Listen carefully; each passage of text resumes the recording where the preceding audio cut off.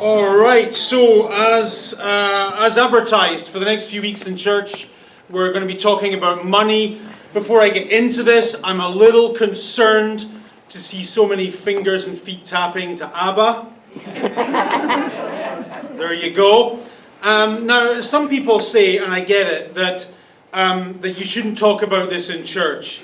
But I think why on earth would we not talk about this in church? I mean, money is such a huge part of our lives. And what's interesting about money is that it's a part of our lives that affects other parts of our lives. And let's be honest about this. When you argue with your spouse, sometimes those arguments are about money. When you get anxious, sometimes those anxieties are about money. When you feel stressed out, some of the things that stress you out sometimes are money and money troubles. So what I'm going to do this morning, just to introduce this subject, is pull in no particular order on a variety of random texts in the Bible that talk about this subject. But before I do that, I'll just kind of get the temperature of the room to help me with my planning for the next few weeks. And I'm just going to ask you some questions to see where we're at with this. Fair enough? Sure, we're up for this. Good.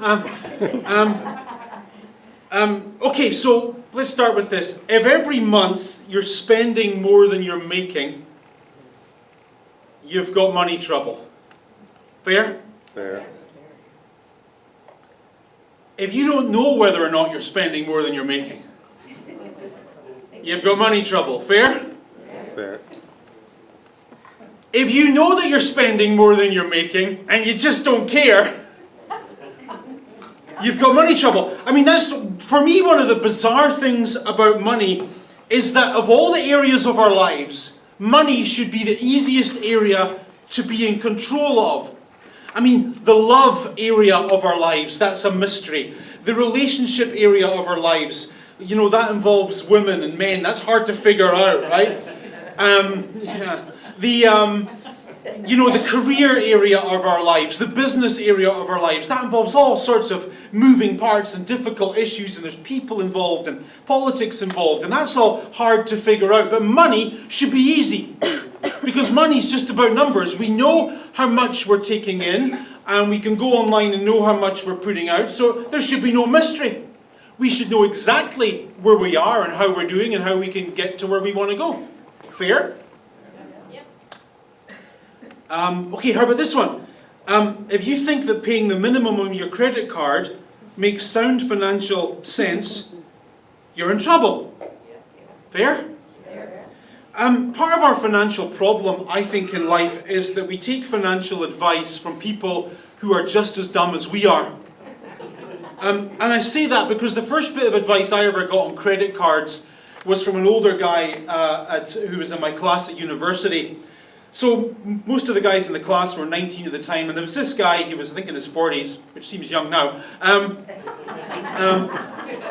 But, you know, it was back in the day when, well, I certainly didn't have a credit card. I didn't have a credit card until I came to Canada, and I was told you needed a credit card to get a credit, what do you call that? Rating. Credit rating. I wonder why the bank want you to have a credit card. That's nice of them, isn't it? Anyway, so this guy in the class said, right lads, here's how it works, right? Every month, he takes out his cards, and he had like enough cards to play cards with. And I said, oh, here's what you do. This is basically free money, yeah?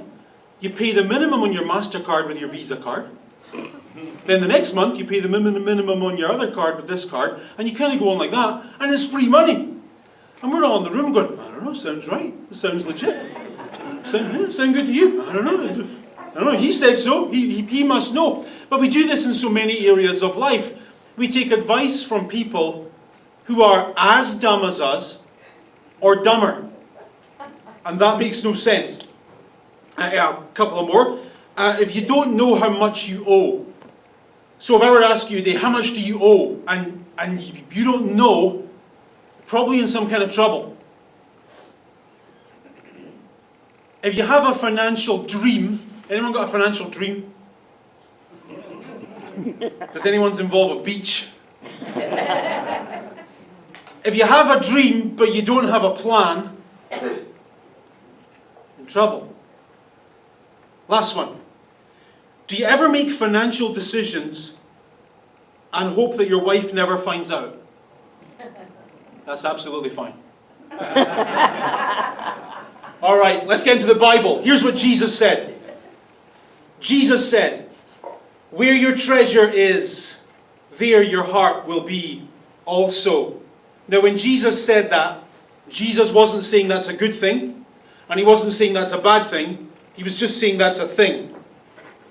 He was just saying, here's a general principle. There is an emotional attachment between our heart and our money. For example, when you buy shares in a company, and you send some of your money to that company, all of a sudden you become emotionally interested and attached to the fortunes of that company. So for example, this week Saudi Aramco, the biggest company in the world, the most profitable company in the world, are doing their first ever share release. Okay, for the first time in history, a Saudi-owned oil company are selling a percentage of their business, and you can buy a slice of that. There you go. You didn't expect actual financial advice this morning, but you can. And if you take them up on their initial offering and you send some of your money to Saudi Arabia because they don't have enough already, and your money goes to Saudi Arabia, I guarantee you the next thing that's going to happen in your life is you become extra interested in Saudi Arabia. Suddenly you're going to become extra interested in what the rebels are doing in Yemen, and are they going to be sending drones to disrupt the Saudi oil flow, and what's happening to oil prices. And you're going to devour every piece of information you can on Saudi Arabia and Saudi oil prices and all that stuff. And the reason for that is because you sent some of your money there, and after you sent your money there, your heart went along for the ride. That is just how it is. That's not a good thing, that's not a bad thing, that's just a thing. There is a connection between our money and us. Where our money goes, our heart follows. And the reverse is also true. Where our heart goes, our money follows. The most obvious example of this is the mall. So you're walking around the mall and you walk past a store and you see a pair of jeans in the window, and there's an instant, it hits you somewhere. You've got to have those jeans. And it activates some part of your emotional makeup. Those are the jeans you need. You've got to have those jeans. They're the only jeans that don't make you look fat anymore. Got to have those jeans. And it kicks something off. And you go into, your emotion takes you into the store. And what goes along for the ride? Your purse, right? How many times have you been shopping with your partner and you said, I'm going to go into that store, you wait here and hold my purse? 0 out of 10 times that happens. Be a good idea though. But that's just a thing. Where your heart goes, your money follows. Where your money goes, your heart follows. That's not good, that's not bad. There is this connection between money and us. And that is why, you've already experienced this, that is why life gets extra difficult when you have money trouble. Because it just affects everything.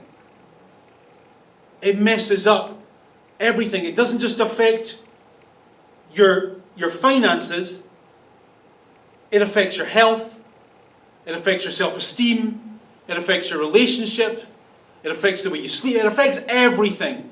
Because everything is connected. Making sense so far? Of course. Now here's a weird fact from the Bible. Never once did Jesus ask anyone for money. Not once.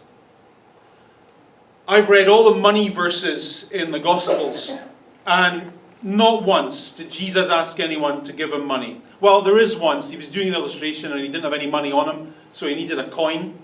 So he asked the guy for a coin. He probably gave the coin back. But apart from that, not once does Jesus ask anyone for money. But he spoke about money a lot. like almost half the stories that Jesus told had something to do with either money or possessions. It seems, we'll get more into this next Sunday, but it seems that Jesus wasn't trying to get people's money from them. That definitely wasn't his agenda. Shouldn't be the church's either, by the way. But what Jesus was trying to do was to stop people's money, or feelings about money, or mistakes about money, from entangling their lives and making their life more difficult than it otherwise needed to be. Okay, let's look at another Bible verse. The book of Proverbs in the Old Testament's got a ton of stuff to say about money. All of it is good. Have a look at this. It says the rich rule over the poor, and the borrower is servant to the lender. Now once again, that's just a statement. This line in the Bible isn't saying this is a good thing, and it isn't saying it's a bad thing, it's just saying it's a thing. And the thing is, the general principle is that the people we owe money to, they own our backsides. And I think the subtle point being made in this sentence is that it's probably better to have money than not to have money. You need a certain amount of income to be happy. You just do. Next Sunday, I'll tell you the scientific answer to what that number is. Social scientists have actually figured out the number. I'll tell you what it is next Sunday. That was crass. So I think from this text on the screen I would infer that, you need money to be happy, you need some. I would also infer from this text that debt is a bad thing. Borrowing more than you can pay back should make you nervous. I get kind of scared for young people today, as we all do when we talk about house prices. Not that long ago, you could borrow 2.5 times your annual income for your house. Well, how do you buy a house for 2.5 times your annual income now? Unless you move to Nova Scotia or something. What's the number now? 8 times? 9 times? 10 times your annual income? Scary. Scary stuff. Sentences like this in the Bible would go, oh man, be careful. Be careful with credit cards. Be careful with your line of credit. Because if you go too deep, it affects your life negatively. Hard to disagree. And you know what? I mean, when I talk about this stuff to people, I'm aware of the fact I'm starting to sound like the old crazy conspiracy theorist that everyone wants to avoid. All right, but here's what I think. I think that our society doesn't want for us to live within our means. I think that our society doesn't want us to live simple, sustainable, affordable, stress-free lives. I don't think our bank actually wants us to pay our mortgage off early. I don't think they like it when you pay your credit card off at the end of every month. I don't think that's what credit cards were designed for by banks. I think they like it when we're slow. I think they like it when we're lazy. I think they like it when we're sloppy. Maybe I'm just cynical, but I think there's a system out there that doesn't like us and it wants us to stay in debt. That does sound a bit conspiracy theorist, doesn't it? Okay, here's another one. This is a great one.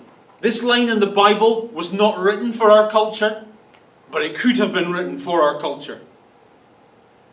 In the house of the wise, there are stores of choice food and oil, but a foolish man devours all he has. So in our culture, there is no such thing as an illegitimate desire. A desire is never wrong, it is only unmet. And there are dark and sinister forces in our world, there I go sounding like a conspiracy theorist again, called sales and marketing experts. And their job is to make you want things you didn't even know existed. Now, if you make a living in marketing, I hope you make a good one, and I hope you're super successful. Marketing isn't a good thing. Marketing is not a bad thing. It's just a thing. It's a fact of our culture. But I think we all need to understand, and we definitely need to be able to teach our children what the whole point of all that is. And it's this. The point of marketing is to make you feel unhappy with the life you've got. The point of marketing is to make you feel dissatisfied and discontent with the current state of affairs, and to hoodwink you into thinking that if only you buy this product or opt into this webinar or upgrade to this thing, then and only then will your life be complete and content and happy. But as things currently stand, with your current state of affairs, you cannot possibly be content and happy. So here's an advert for what? Some perfume thing. Estee Lauder. There you go. Alright, now, before I even get into saying what I was about to say about this, just stop and ask yourself a question. Does Estee Lauder, does she need more money? Who needs your money more? Your family or Estee Lauder? I'm not talking Arabic here, come on. Who needs your hard-earned cash? Family. You do, your family does, she doesn't. Probably living in some French chateau, having gold croissants for breakfast. I have no idea if that's the case. Don't sue me. Right, but here's the deal, right? What is this advert subtly saying? This advert is happy. This lady seems, she certainly looks good, and, you don't.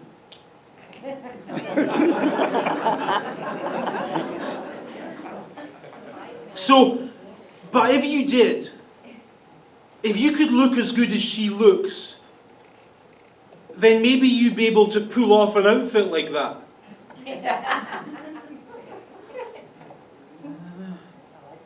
This is, and maybe you get to hang out in a field of flowers. And maybe other people would be attracted to you and you'd be happy and you'd all laugh and you just have this carefree life. And you see, your current state of affairs is considerably more miserable than that. I mean, look at you. I saw the way you came into church this morning, huddled up against the wind. Is it July yet? Is it July yet? It's horrible. It's horrible. And your life is not like this. Your life is not carefree. Your life is not happy. But buy some $60 creams and it'll be a start. And you know what hacks me off about this? Not only does this company need my money less than I do, it's not even real. Do you know what you'd need to look like that? Airbrushing software. Look at her thighs. It's not often a preacher tells you to do that. Thighs don't work that way. I did biology at school. They don't go in like that. The only way you get thighs to look like that is with a computer-generated airbrush thing. It's not real. And yet this is our society. You cannot be happy. You cannot be happy. Be dissatisfied. Be dissatisfied. Be dissatisfied. And the answer to your dissatisfaction? Buying stuff. Giving money to people who need your money less than you do and less than your family does. Living in Canada has enormous blessings. It does. But one of the curses of living in a culture like our own is that we are continually exposed to things that we don't have. And it creates within us a constant desire to upgrade to bigger, better, shinier, newer, whatever. And the subtext is that the upgrade will make us happy. And it's nonsense. Marketing experts call this conspicuous consumption. The notion is that where 100 years ago a person might take meaning in life from from institutions, from church, from family, from close relationships. Now in society, people derive meaning from the products that they consume. Do you remember what George Bush famously said after 9/11, when everyone was going through a collective trauma? He said, just go out this weekend and buy something. He actually said that. A generation ago, the advice would have been, go to church this Sunday. Hold your family close tonight. Do something together tonight. Now the advice is, go to the mall and spend some money, because spending money feels good. That's how you get value. So the CEO of, who I think are the world's biggest advertising company, Saatchi & Saatchi, said this. He said, for the great brands to survive. Now, while I'm reading this, think of how you feel when you go into the Apple store. Think of how you feel when you go into the Coach store at the mall. Right? For the great brands to survive, they must create loyalty beyond reason. I'm sorry, but when I'm taking money out of my pocket that my family needs, reason should be the only issue. Loyalty beyond reason. They must create long-term emotional connections with consumers and foster the idea that a person will be more attractive, more successful, and more happy by consuming their products. Is that not just nonsense? The idea that walking into a certain store and buying a certain product can make you happier. Do you think that, all right. Do you think that if you were to leave church today and go to the mall and buy yourself a $1,000 Apple Watch or a Coach handbag or whatever, do you think that how you would feel in that moment? Do you think you'd be any happier than your great-grandmother felt 100 years ago when she had her family around her kitchen table and they were all enjoying food together? Who is more alive? Who is happier? You know the answer. This is rare. I feel I'm making a lot of sense. So the value in our culture is that there is no value. The only value is in consuming products. Our society wants us to be the foolish man of Proverbs 21:20. It wants us to devour all that we have, leave ourselves with no surplus, to spend more than we have, to dig ourselves in a hole, and we willingly and unthinkingly comply. And that, my friends, is why when we earned $30,000 a year, we devoured it all.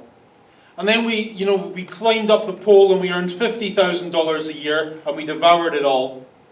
And then, we eventually made it to a point where our household income was $160,000 a year, and we devoured it all.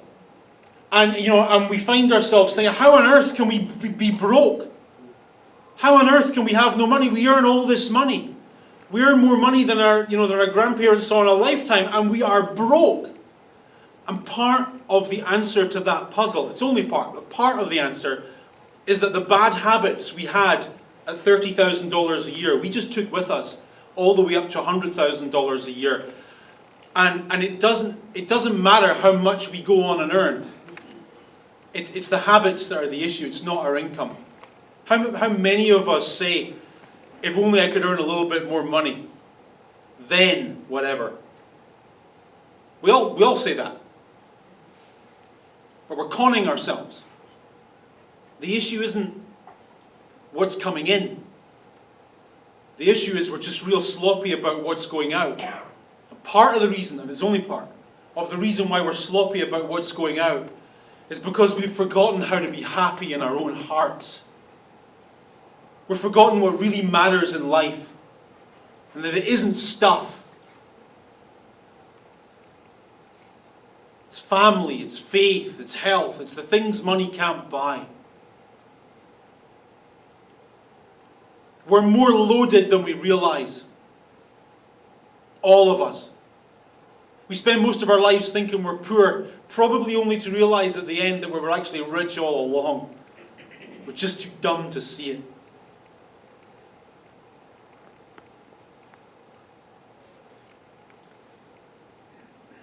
Okay, next one. A little bit more detail with this verse. So one of my favorite Bible stories that talk about money comes from the Gospel of Luke. I might go into this in even more detail in the coming weeks. We'll see.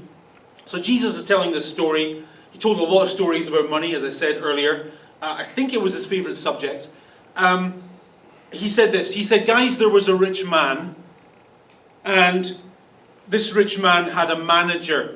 So the rich man in this story is so loaded that he just can't take care of his own money anymore.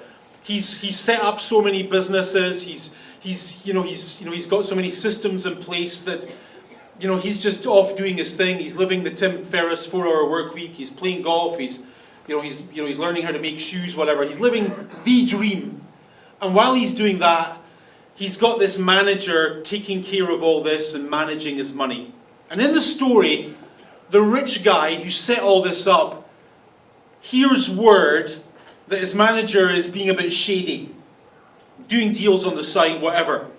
So in the next sentence, he calls him in and he says, well, I'm hearing stuff about you, and what I'm hearing isn't good. So give an account of your management, because you can't be my manager anymore. In other words, you know what? We're done. We're done. I'm sorry, but I've just heard too much bad stuff about you. I don't feel comfortable, so here's what we're going to do. I need you to go back to your desk, take a day, take a week, take a month, but at the end of the month, I need you to have tidied everything up, come back, give me the books, and that's it. We're done. The manager, and those of us who've been in this situation know exactly how he feels. He goes through this, what am I going to do next, emotion. Right? How am I going to eat? How am I going to pay my bills? And in that ancient culture, where am I going to go? Where am I going to go? Notice how he phrases it. The manager said to himself, what shall I do now? My master is taking away my job. I'm not strong enough to dig. I'm too ashamed to beg.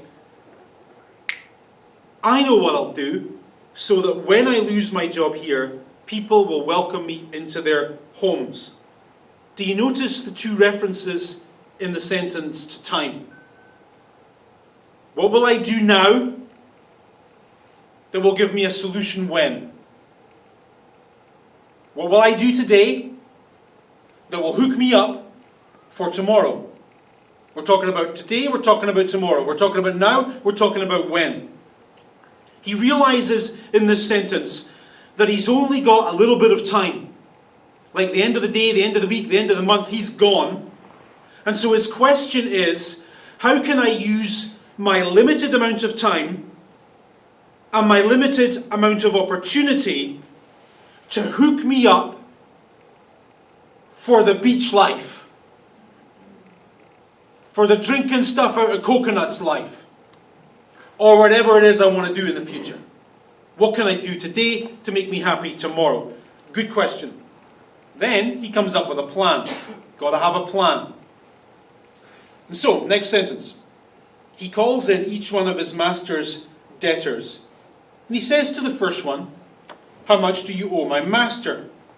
The man says, oh, well, I think I owe 800 gallons or something of olive oil. Seems wrong. 900. Maybe that's wrong and this is right. Anyway, I don't know.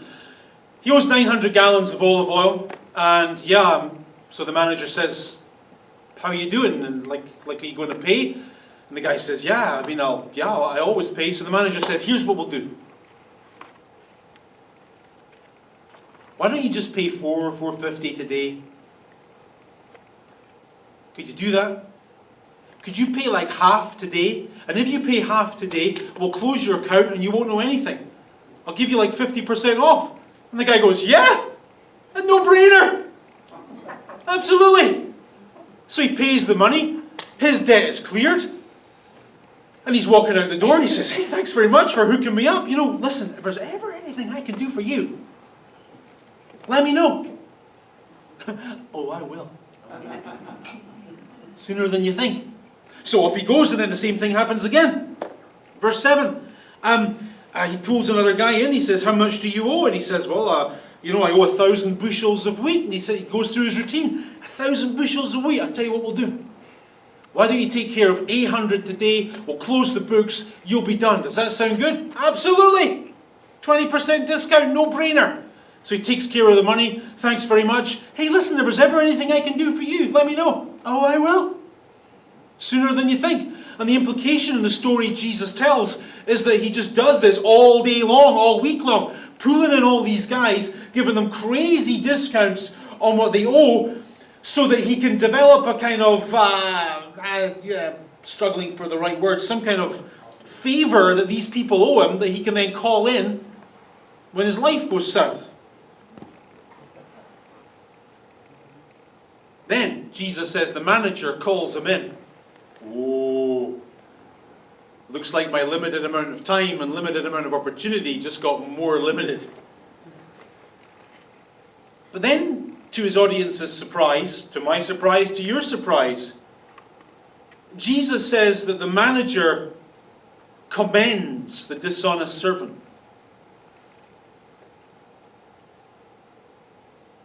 The way Jesus tells the story, he's like, this guy who did these shady deals was actually smart. Was impressive. Because he realized that he only had a limited amount of time and a limited amount of opportunity. And he had to use his limited amount of time and opportunity to set himself up for a better future. And he did what he had to do to survive. And at this point, everyone's leaning into Jesus' story and they are confused. Because in this story, now, I don't know who the good guy is and I don't know who the bad guy is. Like I'm reading this story 2,000 years later and I'm like, I'm not on the side of the guy Jesus is on the side of. He stole from his boss to do shady stuff. And yet Jesus says the guy who did that to take care of business was the good guy. I don't know what to make of this. Then Jesus gives commentary. He says, the people of this world are more shrewd in dealing with their own kind than the people of light. So in this story, Jesus says, you're listening to me. You have some kind of faith. You believe somehow, somewhere, this life isn't all that there is. You believe there's something else. You believe there's heaven. You believe there's a future. But some people don't. Some people believe that life begins with a birth certificate and ends with a death certificate, and that's all there is. And Jesus says those people are smart, because those people figure out that in that bookended kind of reality, they still have a responsibility to do something today that will hook them up for a better tomorrow. But you're not like that. You believe that reality is not bookended. You believe that life does not begin with a birth certificate and end with a death certificate, but that it goes on. And so Jesus goes on to make this point. He says, use worldly wealth to gain friends for yourself, so that when it is gone, you will be welcomed into eternal dwellings.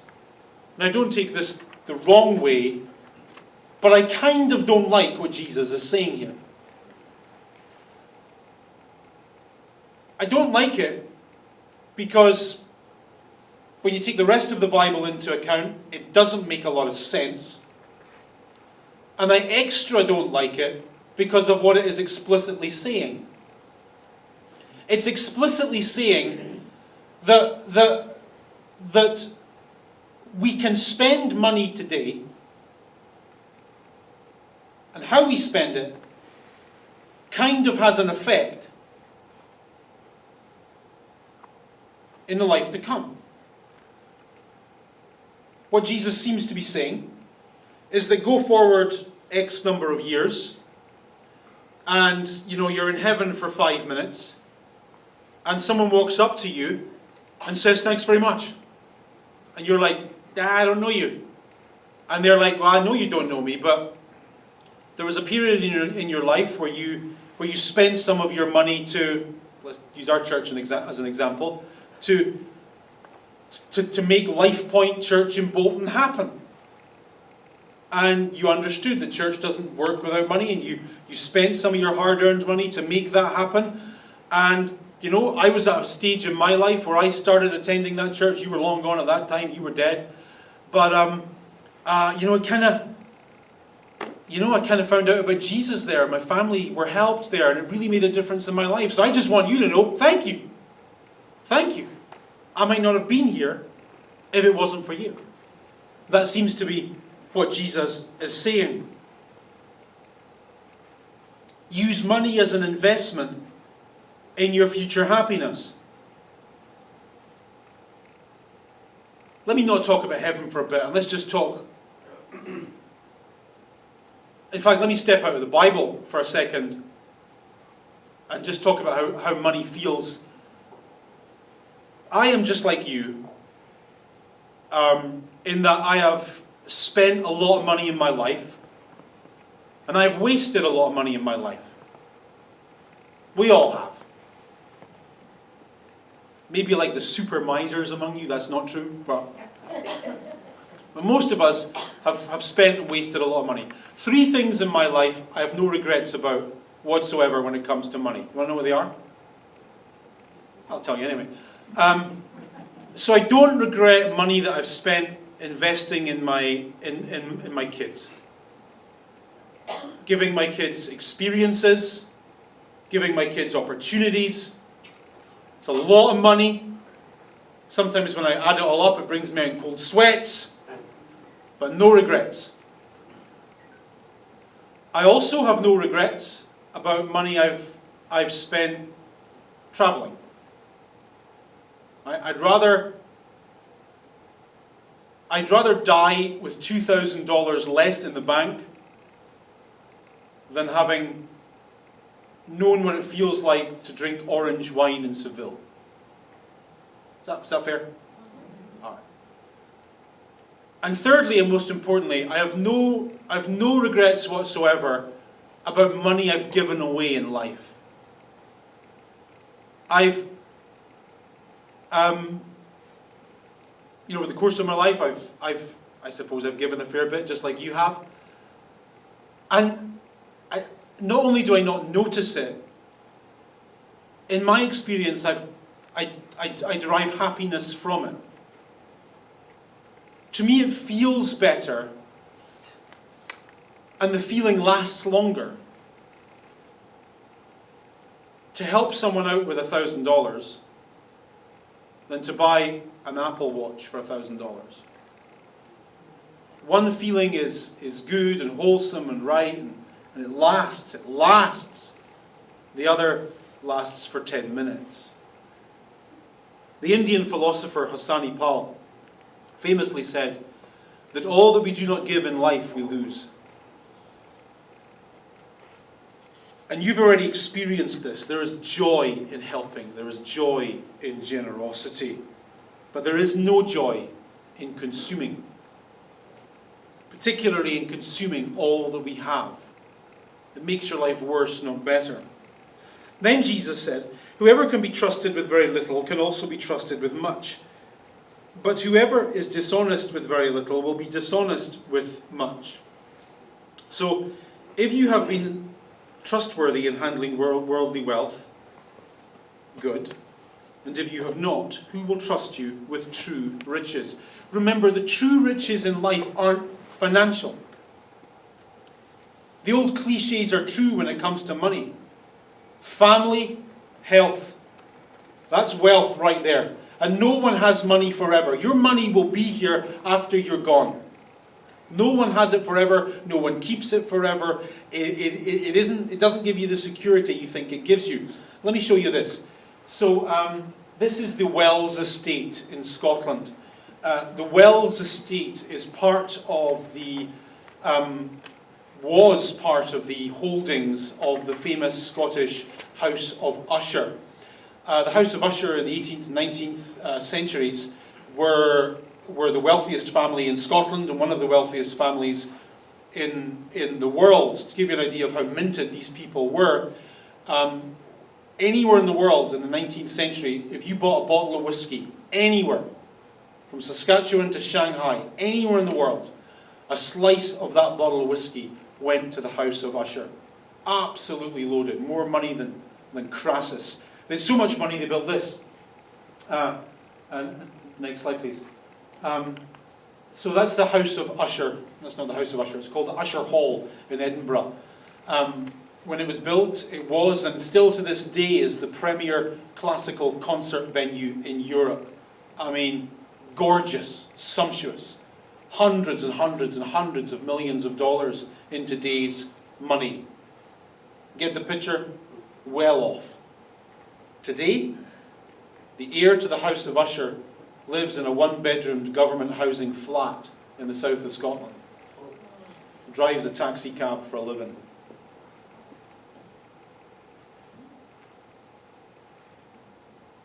No one has it forever. No one keeps it forever. Can you imagine how cheesed off that guy is when he picks up customers in his taxi and they say, Usher Hall, please. Brutal. Happiness, though. Family.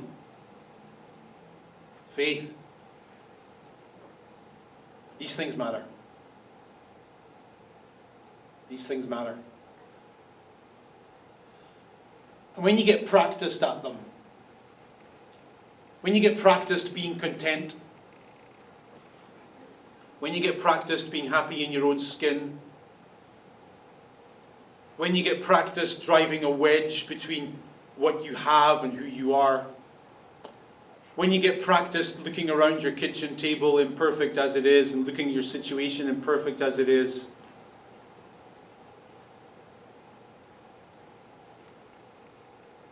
it's hard to take that away from you. That lasts. Then Jesus says, no servant can serve two masters. Either he will hate the one and love the other, or he will be devoted to the one and despise the other. You cannot serve both God and money. Difficult verse to think about in our culture. We'll get into it more in coming weeks. But for now, let me say this. I think nothing in life reveals our true character more than money. I think if we're broken, it comes out in how we handle money. I think if we're disorganized, it comes out in the way we handle money. I think if we're selfish, it comes out in the way we handle money. I think if we're shallow and something's missing on the inside of us, it comes out in the way we handle money. Money is just an indicator, I think, of what's going on in our lives. And what's interesting about this is that if you want to know what someone's values really are and what someone's really about in life, you shouldn't listen to what they say their values are. Everyone has good stated values. Of course they do. I mean, even mobsters have good stated values. Hitler loved his dog. I don't know what to tell you. Everyone says good stuff about what they say they live for. But I think if you really want to know what someone's about, just take a peek at how they handle money and how they spend it. Because money, according to Jesus, reveals the heart. And in a faith context such as we're in now, that's controversial because we want to verbalize the living of a Christian faith. We would all say that is somehow important to us, and we would say it genuinely.